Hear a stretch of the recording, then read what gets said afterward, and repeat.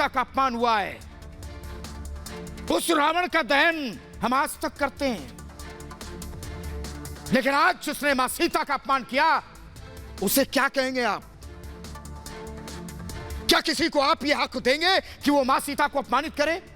या क्या आप किसी को इतनी आजादी देंगे कि वो आपकी आस्था का मजाक उड़ाए, हिंदू देवी देवताओं के नाम का इस्तेमाल करे ताकि उसे चुनाव में वोट मिल जाए? मैं टीएमसी के कल्याण बनर्जी से पूछना चाहता हूं कि सीताहरण की तुलना हाथरस कांड से करोगे क्या? देवी देवताओं का अपमान करके टीएमसी का कभी कल्याण नहीं होने वाला। पहले गुंडागर्दी, अब आस्था से खिलवाड़, यह बहुत भारी पड़ेगा और बंगाल की जनता करारा जवाब देगी। मैं कल्याण बनर्जी से पूछना चाहता हूं, कुछ कमी रह गई है क्या? क्या बंगाल में इतनी हत्याओं से जी नहीं भरा किसी का? अंत्येष्टि पर तोलाबाजी से जेब नहीं भरी क्या? अति मत करो, अति का अंत हमेशा इति ही होता है। कल्याण बनर्जी,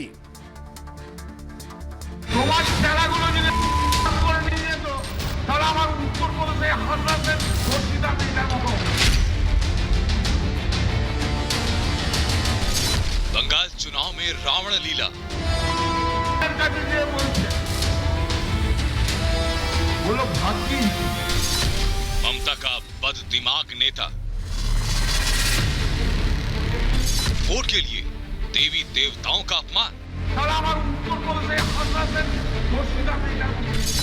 टीएमसी इतनी नफरत कहां से लाती है? बंगाल में चुनाव जैसे जैसे करीब आ रहे, राजनीतिक सरगर्मी बढ़ती जा रही है।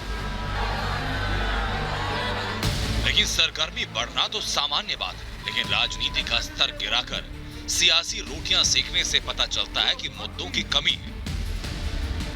तृणमूल कांग्रेस भी उसी निचले स्तर की राजनीति कर रही है। तृणमूल कांग्रेस के पास कोई मुद्दा बचा नहीं और इसलिए अब वो ऐसे पैंतरे अपना रही है। अमित शाह और नड्डा की आंधी में तृणमूल कांग्रेस की जड़ें हिलने लगी। इसी वजह से तृणमूल कांग्रेस के नेता बौखलाहट में ऊल जलूल बयान दे रहे हैं। कहने को कुछ नहीं मिल रहा तो देवी देवताओं के नाम पर ही बयानबाजी शुरू कर दी। टीएमसी सांसद कल्याण बनर्जी बीजेपी विरोध में रामायण का जिक्र करते हुए लक्ष्मण रेखा लांघ गए। রামের কাছে ভাই ফোনটা নিয়ে যাই বল রামের কাছে যে বলছে বলো ভাগ্যিস হরণ করে নিয়ে গিয়েছিল। আর যদি তোমার ছেলাগুলো যারা এই জয়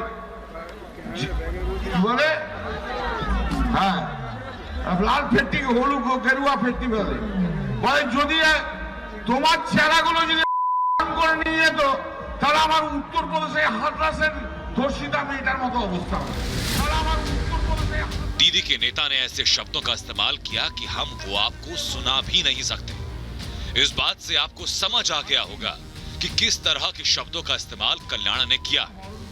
भरे मंच से इस तरह के शब्दों का इस्तेमाल बताता है कि ममता के नेता को दीदी का पूरा समर्थन हासिल है, वरना इस तरह के शब्दों का इस्तेमाल करने का कल्याण बनर्जी को साहस कहां से आया? कि कल्याण बनर्जी जो कि बंगाल के एमपी हैं, जिस प्रकार से उन्होंने सीता मां के लिए अभद्र भाषा का प्रयोग किया है, ये बहुत निंदनीय है। ये एक बड़ा अपराध है। करोड़ों हिंदुओं के भावनाओं को ठेस पहुंची है इस प्रकार से सीता मां को जो गाली दी है कल्याण बनर्जी ने। आप देखिए, ममता बनर्जी के वो राइट हैंड है। ये अपीजमेंट की पॉलिटिक्स, ये तुष्टीकरण की पॉलिटिक्स बंगाल में कब से देखने को मिल रहा है? मैं पूछता हूं ममता बनर्जी से, ममता जी, जिस प्रकार की भाषा का प्रयोग सीता मां और भगवान राम के लिए किया गया है, क्या किसी और धर्म के लिए आप इसी प्रकार के शब्दों का प्रयोग कर सकती हैं? गाली पर समर्थकों की ताली मिले तो कल्याण शब्दों का वजन भूल गए। मर्यादा तो मिट ही गई, साथ में सियासी असूल को भी ताक पर रख दिया। शर्म और लिहाज भूलकर बेशर्मी भरे अल्फाज अपने मुखार बिंद से बोल डाले। बीजेपी पर निशाना साधने पर करोड़ों हिंदुओं की आस्था को ही अपमानित कर डाला। कल्याण बंदोपाध्याय ने जिस तरीका से राम के ऊपर जो जैसा बोला है, जो स्टेटमेंट दिया है, बहुत ही गलत स्टेटमेंट है। क्योंकि पश्चिम बंगाल में तृणमूल सरकार का तुष्टीकरण का राजनीति उसका पसंद है, वोट बैंक का पॉलिटिक्स उसका पसंद है। कल्याण बनर्जी पर शिकायत दर्ज कर ली गई, मगर सवाल ये कि आखिर तृणमूल कांग्रेस कितना नीचे गिरेगी? चुनावों में जीतना अगर इतना ही जरूरी है तो स्वस्थ तरीके से बहस क्या नहीं हो सकती? इस तरह से तुष्टीकरण करना, अपशब्द बोलना, गाली देना, देवी देवताओं को अपमानित करना क्या जायज है? इन बयानों से साफ है कि तृणमूल कांग्रेस हार के डर से छटपटा रही है और इस तलमिलाहट में अनर्गल बयानबाजी कर रही है। टीएमसी भद्र लोगों को अभद्र बना रही है। लेकिन ममता दीदी को यह नहीं भूलना चाहिए कि चुनाव असल मुद्दों से जीते जाते हैं, ना कि गाली देने से। क्योंकि जो जनता उन्हें बंगाल के तख्त पर बैठा सकती है, वो उन्हें उतार भी सकती है। Bureau report, Republic Bharat. और भद्र लोग बंगाल को पता नहीं अभी और क्या क्या सुनना पड़ेगा। बंगाल के बदलते सियासी मिजाज में, सियासी करैक्टर में इस वक्त सिर्फ बदजुबानी है। दशकों से बंगाल राजनीतिक हिंसा की वजह से शर्मसार होता आया। अब उसके नेताओं की वजह से बदजुबानी का कलंक लग रहा है। बंगाल में राजनीतिक विरोधियों के खिलाफ बदजुबानी का खेल करीब एक दशक से चल रहा है, 10 साल से। लेकिन अब मामला देवी देवताओं तक पहुंच गया है और अपनी राजनीति चमकाने के लिए, सुर्खियों में बने रहने के लिए ममता दीदी की पार्टी से ये जुड़े नेता ये देवी देवताओं को भी नहीं बख्श रहे और समझ नहीं पा रहे कि विरोधियों पर राजनीतिक आरोप लगाने के लिए देवी देवताओं की इन्हें जरूरत क्यों है। देवी देवताओं का अपमान कर ममता या उनके करीबियों को कौन से राजनीतिक फायदे मिल जाएंगे? क्या राजनीतिक विरोधियों के खिलाफ लगातार बदजुबानी करने से ये थक गए हैं, या अपने राजनीतिक विरोधियों को जवाब देने के लिए उन्होंने हमारे देवी देवताओं को इस्तेमाल करना शुरू कर दिया? मैं पूछता हूं ऐसे नेताओं से कि हमारे देवी देवताओं ने क्या बिगाड़ा है तुम्हारा, जो चुनावी मौसम में एक दूसरे को नीचा दिखाने के लिए किसी को नहीं छोड़ रहे? क्या बंगाल की सियासत में राजनीतिक विरोधियों की किल्लत है, कमी है कि हिंदू धर्म में मौजूद 33 करोड़ देवी देवताओं के नाम बारी बारी से अब गिना रहे हो? टीएमसी के सांसद कल्याण बनर्जी ने माता सीता को लेकर जो कहा है, उसको सुनने के बाद हर किसी का खून तो खौल रहा है। मन खराब जरूर होगा। क्या सिर्फ सत्ता और कुर्सी के लिए देवी देवताओं को विवाद में खींचोगे? क्या बंगाल के बदजुबान नेताओं को यह भ्रम है कि अभद्र भाषा के जरिए उनका सियासी सफर ज्यादा आसान होगा, चुनाव में ज्यादा वोट मिलेंगे, राजनीतिक माइलेज मिलेगा? मुझे तो ऐसे बदजुबान नेताओं की समझ पर तरस आ रहा, जिन्होंने राजनीति और चुनावी प्रचार को बदजुबानी के प्रतियोगिता बना लिया, समझ लिया है। क्या चुनाव जीतना ही राजनीतिक दलों का एकमात्र लक्ष्य बन गया है? और अगर ऐसा है तो क्या इसी वजह से बदजुबानी का मापदंड रोज रोज ऊंचा हो रहा है? बंगाल में कानून का राज, गंगा जमुनी तहजीब, सर्वधर्म संभाव की कोरी लफाजी करने वाले नेताओं ने क्या सोचा है कि बदजुबानी से ही जीत जाएंगे?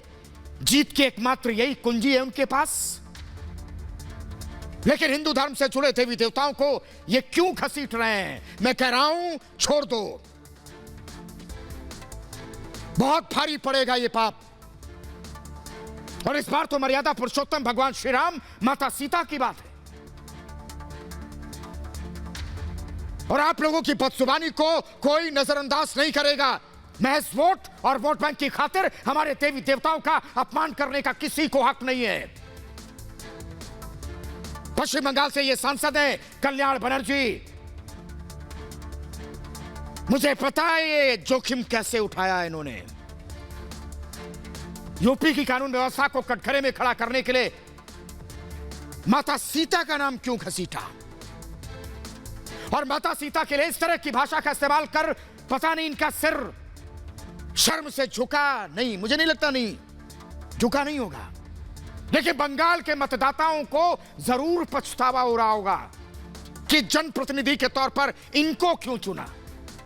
अगर वो गलती ये नहीं करते तो इनको किसी की आस्था पर चोट करने का मौका ही नहीं मिलता। वोट की खातिर हमारे देवी देवताओं को अपमानित करने की इनकी हिम्मत नहीं होती। एक सभा में गए थे ये महाशय, संबोधित कर रहे थे लोगों को। अब इनका ये वीडियो वायरल हुआ जिसमें वो कहते पाए गए हैं क्या कि सीता ने भगवान राम से कहा कि अच्छा हुआ मेरा हरण रावण द्वारा किया गया था, ना कि उनके अनुयायियों द्वारा, नहीं तो मेरा हश्र भी हाथरस जैसा होता। ये भाषा। चुनावी माहौल में डूब चुके बंगाल में बीजेपी तेजी से बढ़ रही है। पिछले कुछ महीनों से पश्चिम बंगाल के सियासी हालात कुछ इस तरह से बदले कि देश यह भी भूल चुका कि बंगाल में वामपंथी पार्टियां या कांग्रेस भी बची है। हर तरफ यह माहौल तो बन रहा है, लेकिन यह राजनीतिक लड़ाई है। इसमें हिंदू देवी देवताओं या किसी की आस्था पर चोट करने का किसी को हक नहीं है। ममता दीदी और उनकी पार्टी टीएमसी का मुकाबला इस बार सिर्फ बीजेपी से है, जो बंगाल में खराब कानून व्यवस्था, अराजकता, बांग्लादेशियों की घुसपैठ, तुष्टीकरण का लगातार आरोप लगा रही और साफ साफ इसके लिए ममता दीदी और उनकी सरकार को बीजेपी जिम्मेदार ठहरा रही है। और ऐसा नहीं है बीजेपी की तरफ से लगाए जा रहे आरोपों में थोड़ी भी सच्चाई नहीं है। बंगाल में राजनीतिक हिंसा, हत्या, विरोधी दलों के दफ्तरों में तोड़फोड़, घुसपैठ, एक वर्ग विशेष को लुभाना बंगाल का राजनीतिक और सामाजिक सच है आज। और शायद जब बीजेपी के आरोपों पर कोई जवाब नहीं सूझा तो हिंदू देवी देवताओं को घसीट लिया ताकि बीजेपी शासित राज्य उत्तर प्रदेश को कानून व्यवस्था पर घेरा जा सके। ये सीधा बोलना जानते ही नहीं है, ये जानबूझकर ऐसा बोलते हैं। सियासी आरोप प्रत्यारोप अपनी जगह है, लेकिन सियासी हमले को धार देने के लिए बंगाल की 70% हिंदू आबादी की आस्था पर चोट क्यों? मैं तो सिर्फ कल्याण बनर्जी से पूछना चाहता हूं कि उत्तर प्रदेश में कानून व्यवस्था और सुरक्षा को लेकर भ्रम क्यों है? क्यों फैला रहे हो भ्रम?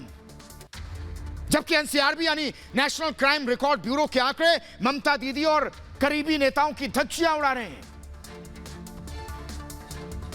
बंगाल में सिर्फ साल 2018 में ही करीब 1100 महिलाओं से बलात्कार के मामले दर्ज हुए। सिर्फ दीदी के राज में 53 महिलाओं पर एसिड फेंक दिया गया। और एनसीआरबी के आंकड़े के मुताबिक साल 2018 में देश में महिलाओं पर एसिड अटैक के सिर्फ 126 मामले सामने आए थे, जिसमें अकेले करीब 50 मामले यानी 50% मामले बंगाल से जुड़े थे।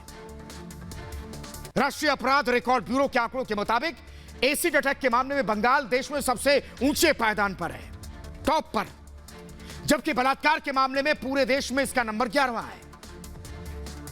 और इस साल में ममता के गरीबी नेता कल्याण बनर्जी माता सीता के अपमान के जरिए उत्तर प्रदेश की कानून व्यवस्था पर तंज कस रहे हैं। जिनके घर शीशे के होते हैं वो दूसरों के घरों पर पत्थर नहीं फेंकते कल्याण बनर्जी।